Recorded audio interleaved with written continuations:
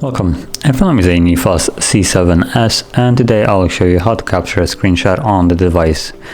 So to start off, you want to open up whatever that is that you want to capture and have it on your home screen, basically. So if you want to capture something like settings, you want to have it open. And from there, all you really need to do is hold power key and volume up, both keys at the same time. And you'll see a flash like this, and it minimizes. And you can also do it by holding power key and tapping on screenshot right here. So there's two ways of doing it. And once you have captured the screenshot, it can be found in your photos.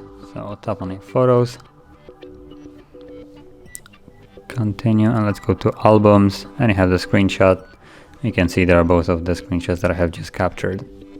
So that is how you take a screenshot, and if you found this video helpful, don't forget to like, subscribe, and thanks for watching.